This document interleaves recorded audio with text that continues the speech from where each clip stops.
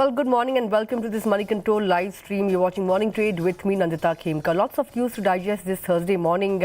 Global cues are looking negative, and of course, lots of stocks to watch out for. Lots of earnings on the Nifty as well, coming out later today. And of course, we have a new IPO opening today as well. But of course, if you have any stock-related queries, send them in to us on our YouTube feed, and we will also have them addressed by our technical expert on the show. But before we move ahead with the show, let's take a look at the top stories at this hour. Fitch downgrade triggers a sell-off on Wall Street. Nasdaq tumbles over 2%, marking its worst day since February. In fact, US 10-year yield hits its highest level since November. Asian markets as well are opening lower this morning, with the GIFT Nifty hinting at around 60-point cut on the Nifty. Morgan Stanley upgrades India to overweight as it believes that the nation's reform and macro stability agenda supports a strong capex and profit outlook.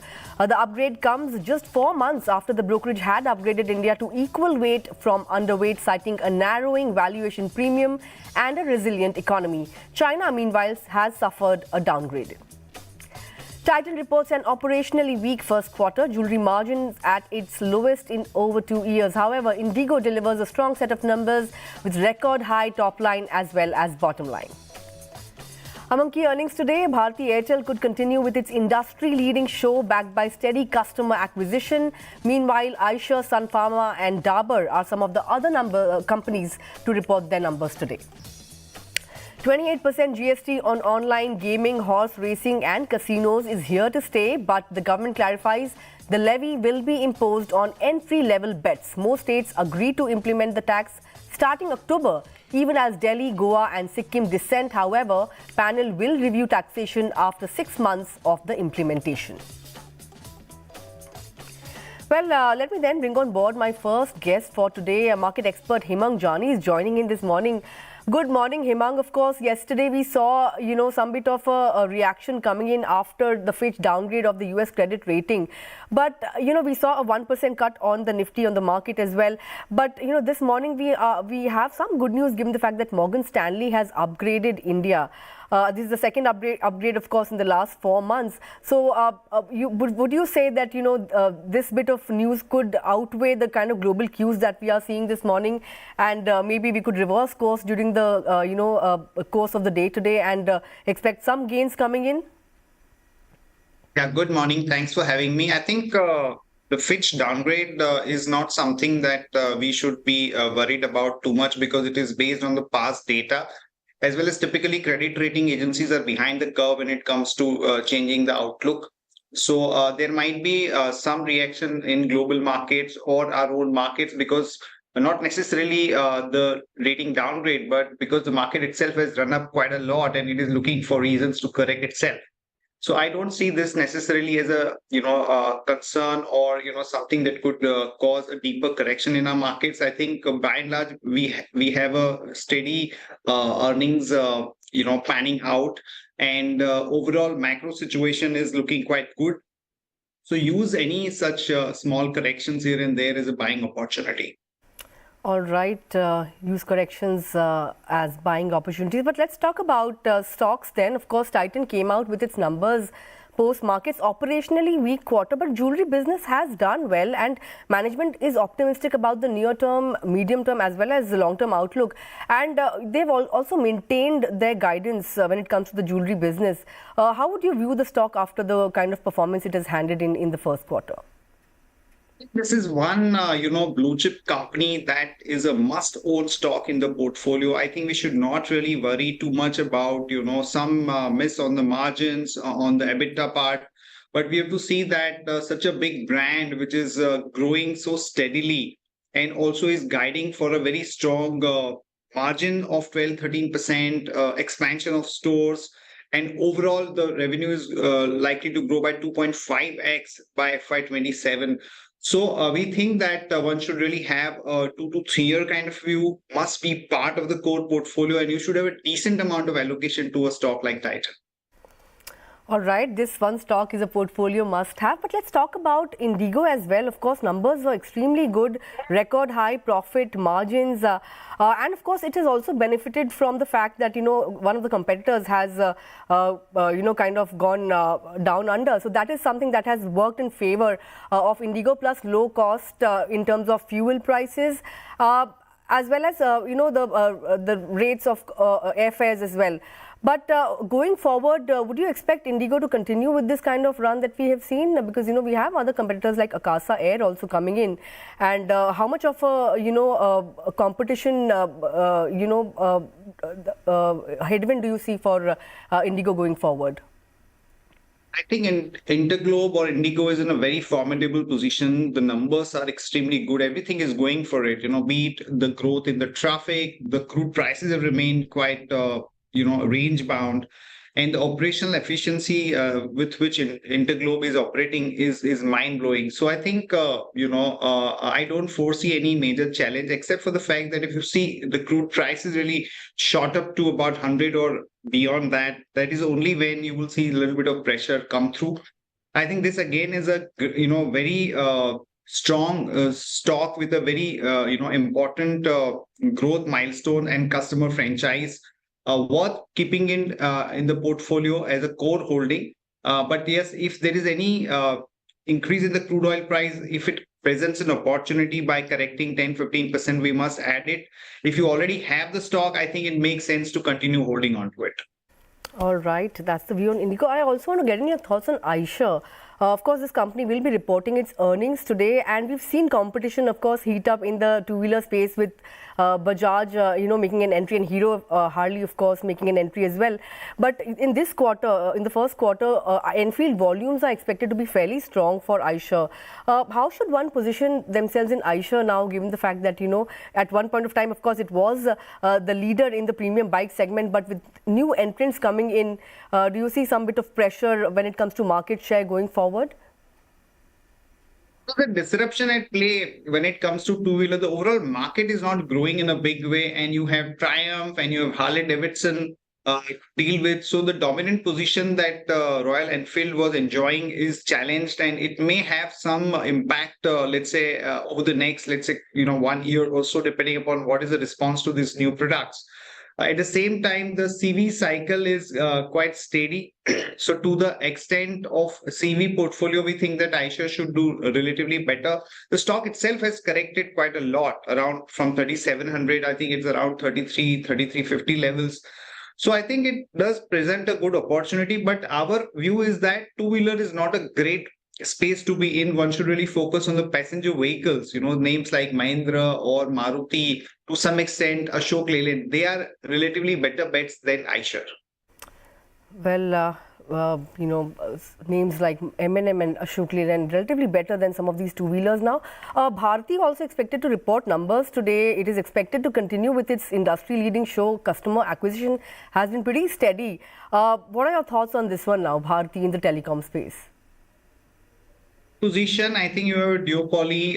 The company's operating performance has been good. What we are worried about is the fact that its free cash flow, that is going down, and the ARPU increase is at a much slower pace. So, stock looks like fully priced. Only if there is a correction in the stock by about 5 to 10%, that is when probably it would be a good level to enter into it. All right, that's the view on Bharti. Then with that, Hemang, thanks a lot for taking out time and joining in this morning and sharing your thoughts with us. Thank you so much. Well, with that, let's shift focus on technicals. Then joining me now is Aamar Deo Singh, Senior Vice President at Angelone, joining in this morning. Good morning, Aamar. Great to have you on the show. I would like to ask you first, what are the kind of support levels that you'll be watching out for on the Nifty, given the fact that it is now below that 20 DMA mark. Yesterday, we saw a 1% correction coming in. And this morning, of course, GIFT Nifty hinting at another 50-60 point cut on the Nifty. So where do you expect the Nifty to take support? Yesterday, of course, it did slip below that 19,500 mark as well. So what should one be watching out for when it comes to levels on the index? Yeah, very good morning, and thank you for having me on the show. So what we saw, Nifty, and I would say across the globe, we saw the sell-off which happened post the Fitch downgrade of the US economy. So And also the markets, if you look at the daily charts of Nifty, so clearly they were telling that it was some sort of fatigue, and also there was some overheated. Some of the indicators were clearly pointing towards the markets being overheated. So this was one of the reasons why we've seen some correction in the markets. Technically speaking, I would say on the downside, somewhere around 19,400, 500. That's a very crucial and important support zone. If I look at it from a slightly medium-term perspective, so 19,300 to 500 zone, that's a very crucial zone of support, because yesterday also Nifty bounced back from almost 19,420, 23 levels. So clearly that's a level of support. But on the daily charts, if I look at, there is this concern that now we could see some choppy trading sessions going forward in the index, because the uptrend seems to be the medium term and the long term trend remains positive, but the short term trend definitely seems to be now in going in all places. On the upside, what I see is that Nifty close to 19,650, 700. That's going to be an immediate zone of resistance where we could witness some sort of selling pressure. And also, if we look at the data, so clearly we are seeing that a lot of long unwinding has been happening. So that clearly shows that there is some profit booking also has happened, because we've seen a one-sided rally from almost 17,000 to almost 20,000 levels. So this correction is definitely healthy, but we'll have to watch out for this level in Nifty, which I talked about, 19,300 to 500 zone. That's going to act as a very crucial support zone. If this is taken out, then we could say that we've seen a short-term top formation, which is there to stay for some time. All right, 19,300 to 19,500 is, the crucial level to watch out for on the index. Of course, any kind of correction, as our experts maintain, is a healthy opportunity to get into the market. But let me talk about Vedanta. Today, promoter entity will be selling somewhere around 4.5% stake to raise somewhere around $500 million for debt repayment. Of course, the floor price has been set at a discount to current price. It's somewhere around 258 rupees or thereabouts. Of course, Vedanta as a share has been under pressure. I think last 1 month it has lost 2% or thereabouts. Not a very steep cut, but on a YTD basis also it is down somewhere around 13 to 14%. But would you say that this is these dips should be accumulated to buy into some of these metal stocks like Vedanta, JSPL or the likes? I would say Vedanta is not going anywhere in a hurry. That is very clear on the charts, be it the short term or the medium term or the long term charts. So clearly what it means is that the stock is very good from a trading perspective. So effectively it means is that the stock has got very strong base around the 250, 260 zone on the downside, 280 and 290 on the upside. So it's more of a range play. There's no trend in the stock, and that trend has not been there visible for, I would say, since we saw the correction from January 2020. So what we are seeing here is that from January 23. So what we're seeing is that the stock is clearly in a sideways zone, and there's not much trigger to the stock. Talking about some other stocks, if I look at for example Jindal Steel. So this is one stock which is in a different trajectory altogether. This is one stock on the metal side is definitely strong on the charts, be it the long-term charts, the intermediate term, short term, again, because of some sort of profit booking which is there, we're seeing some sort of correction in the stock, but the long-term trend remains extremely positive for the stock. And also talking about another stock from the metal space, Tata Steel. This again, I would say, is showing some signs of consolidation now, some signs of profit booking, because till the time the stock doesn't trade above the 125, 130 mark, it could be in for consolidation. On the downside, we've got good support coming at around 100 to 105. So it's a more of a range play which we are seeing in the metal stocks, right? Right, range-bound moves in the metal space. I think a lot of stocks are consolidating at these levels. But let me talk about HPCL. Numbers came out yesterday. They've been, they've beaten expectations. Rather, profits have surged 92% on a quarter-on-quarter basis on the back of strong operating numbers. But what's really not boding well for the OMC basket, of course, is the resurgence in crude prices. $85 or thereabouts is where we are looking at when it comes to Brent crude. if you look at HPCL, of course, it has come under a fair bit of pressure. Yesterday was down 3%. Last 5 or 6 odd sessions, it has lost 9%. Would you say that crude, resurgence will remain a factor that could weigh in on some of these OMC stocks right now, and maybe it's time to steer clear of them? I would say that, we've seen some recent rally in crude oil prices, and we've seen some correction in these OMC stocks as well. Now, talking about Hindustan Petroleum, what we see here is that on the charts, clearly there's a double top formation on the chart. So clearly what it means is that the top has been made. So this top which the stock has made recently, so around 300, 310 levels. So now that's not going to be broken in a hurry. It's not going to be broken in a very short span of time. So more or less we could witness some sort of selling pressure, some sort of profit booking, some sort of consolidation. Because if I look at the monthly charts, I would say that they are positive. If I look at the medium-term charts, they are again positive. But the short-term charts clearly shows that there is some top which has been formed, and the stock is not going to take it out very soon. On the downside, yes, towards 260 odd levels. Currently, it's around 275, 76 odd levels. So towards 260, we could see some sort of consolidation in the stock. So again, the stock could go in for some consolidation, and that could be a level where one could look at a fresh entry. All right, that's the view. Short-term pain when it comes to some of these OMC stocks. Let me also talk about Gujarat Gas. This, according to me, should be the stock of the day, given the fact that it has missed expectations in the first quarter. Profits are down 42% on a quarter-on-quarter basis. There's been weakness in operating margins as well, even though sales volumes have seen some bit of a increase. But if you look at the stock, it hasn't really done much this year. It's been stuck in a range. So would you say that on the charts, it is expected to test levels of somewhere around 450 or 400 on the downside? Or do you think it could, or it has the potential to break out of this 470, 480 range and maybe head higher from here? So this is a stock which one can stay away from, because I don't see the stock, till we don't see the stock sustaining above the 490, 500 zone, because the stock did try to trade above that level, but it was not. It's not been able to sustain, because if we go back in time, so somewhere in March, towards the end of March, it had made a high of 508, and then it corrected all the way towards 460.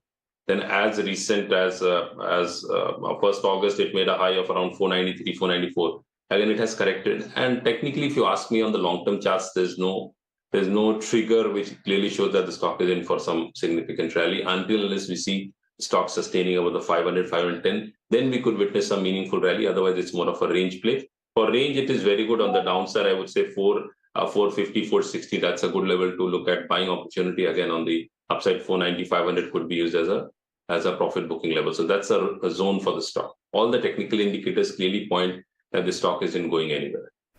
Right. The stock, of course, has been stuck in a range and is expected to do so in the future as well. But let me take up some stock queries that are trickling in this morning. Then the first one is coming in from Vivek Kurub. Wants to know whether IDFC First Bank is looking good on the charts for a very long-term horizon. He wants to invest for the 10 to 15 years. Or he believes, or he wants to know that is it safer to stick to larger private banks like HDFC Bank or an ICICI Bank? What would you advise him to do? Yeah, I would say this is one bank which has, I would say, it has a potential, definitely a potential from a long-term perspective. And also it's got a strong management in place. So this is one stock you can definitely look at. The stock has witnessed a significant rally, almost doubling in prices. And that also the stock recently, I would say since last week of April, was able to breach the 60 mark, because that was a major technical zone of resistance. So whenever a stock trades at a record high, so clearly that means that there is something, if there is some fundamental changes happening in the company, or the company is in for some major, I would say, transformation. So that is one of the significance which such levels have. So from a long-term perspective, yeah, you can definitely look at having, but I would say that you should also have at least HDFC Bank or ICICI Bank as one of them, and this also can be a part of the portfolio from a long-term perspective. All right. Hope that answers your query. The next one I want to take up is on Redington. This query has come in from Naveen. And, if you look at the charts of Redington, yesterday it had tanked somewhere around 10% or thereabouts. And it is heading towards its 52-week lows of 126 or thereabouts. What is happening there? How are the charts looking? Do you see more downside going forward? Yeah, I would say that on the stock, definitely on the long-term charts isn't going anywhere. So clearly shows that upside is capped for the stock in the short term, no doubt about it. Coming to the levels where the stock could find some support. So if I go back in time, so somewhere around the second and third week of March, it had made a low of 159, 160. So currently it's around 164 odd levels. And recently it had, yesterday it made a low of 163. So effectively the stock should not breach the, ideally should not breach the I would say 155, 160 zone, because that's going to act as a strong zone of support. Yeah, if that is taken out, then we could witness some selling in the stock towards 135, 140. If you ask me what the trend is, I would say that the trend, short-term trend definitely is down for the stock. The medium-term and the long-term trend also are sideways. So it could be in for some trading, I would say choppy trading sessions for the particular stock. All right, expect choppy trading sessions when it comes to Redington. But I was talking to Hemang a few minutes ago about the aviation pack, but we have a few queries coming in from this basket. There was one query on IndiGo, but there's a query on Jet Airways as well, given the fact that shares have been hitting, upper limit. So Prabhu wants to know what is happening there and what is the long-term view there, and what's your thought on IndiGo now after strong earnings? See, Jet Airways, what we've seen is that the stock completely collapsed. And now we've seen for the last, I would say, since for 21st of July, the stock has been hitting almost a upper circuit 5%. And we've seen the stock rebound. But I wouldn't read much into it till the time we see some significant resolution. And talking about the other stock which you mentioned, IndiGo. So if I look at IndiGo is in a comparatively, it's very strong on the long-term chart. So effectively what it means is that any correction in the stock, decent correction in the stock could be used as a buying opportunity. However, what we've seen is that the stock from almost the last week of March, where it was trading around 1900, 1800, 1900 levels, it rallied towards 2700. Currently it's around 2565. So what it means is that, yeah, any correction can be used as a buying opportunity. What are the levels to look out for? Stock has got very strong support coming around the 2400 mark. So that's a level where one can look at, and I wouldn't recommend entry at current levels because the risk reward ratio also might not work in your favor. So wait for some correction towards 2400 odd levels. If that level is sustained, yeah, then that could be a level of entry. Otherwise, we could see some further correction. But the long-term trend definitely is strong for the stock. All right, long-term trend for, of course, IndiGo remains strong. Let me take up another query. This one is coming in from Aslam Sheikh. Wants to know your thoughts on Infosys. He's been holding shares at 1,421 rupees or thereabouts, somewhere around 350 shares or thereabouts. He wants to know whether he should be holding it or exiting or averaging at current levels. What would you advise him to do? I would say Infosys, a stock which has been extremely volatile over the past few trading sessions post his results. And we see that, if you ask me, the long-term trend isn't going anywhere for Infosys.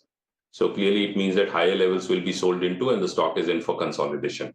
Because the level somewhere around 1455, 1500, that's a maximum level where the stock could, if it reaches, we will find selling pressure there. And this I'm talking from a long-term perspective, looking at the monthly chart. So clearly what it tells me is that if you get an opportunity, you should look at exiting. If you're looking from a long-term perspective, then you can look at accumulating further if it corrects towards the 1200, 1250 zone, because that's going to act as the next zone of support. But if you're looking at from a trading perspective, then if you get an exit, then you should definitely look at exiting. If the stock sustains above currently it's around 1356. So if the stock sustains above the 1375, 1380 levels, then it could rally towards 1400. But if you ask me, the long-term charts are not at all inspiring confidence. So I would be slightly cautious here. All right, cautious on Infosys at the juncture. This wraps up our query segment for today. We're running out of time, but before I let you go, Amar, share some stock recommendations for our viewers this morning. Yeah, I would say one stock one can definitely look at is Laurus Labs. This is one stock which we've seen that has bounced back because it did correct significantly, and currently it's around 364, 365 odd levels. So this is one stock one can look at from a buying perspective. So any correction towards 350, 355 can be used as a buying opportunity with a stop loss of 333 and a target of 393 in the short term. And the other stock to look at is from the banking space, and that is IDBI Bank. So what we are seeing here is that the stock is in an uptrend on different time frames. Yesterday we witnessed some correction of almost around 4%, but the stock has managed to still sustain above the 55 odd level. So this is one stock one can look at from a short-term perspective. So towards 59 odd levels, you can look at buying with a stop loss of 55.3 and a target of 67 in the short term. All right, Laurus Labs and IDBI Bank, two stock recommendations coming in from Aamar. With that, Aamar, thanks a lot for taking our time and joining in this morning, and of course, addressing all our viewer queries as well. But before I end the show, let me take you through the new IPO that is opening today. In fact, SBFC Finance, this IPO, 1,025 crore rupee IPO opens for subscription today. It will be open till about 7th of August. The company has mopped up somewhere around 305 crore rupees via anchor book. It will be 600 crore rupee worth of fresh issue, and promoters it will be an offer for sale by promoters to the tune of 425 crore rupees or thereabouts. And the price band for this IPO has been set between 54 rupees to 57 rupees per share. So this is one IPO to watch out for. Well, with that completely timed out on this edition of Morning Trade, it's a good bye from me and the entire team that put the show together. Thanks a lot for watching, but don't go anywhere because coming up next is Opening Bell.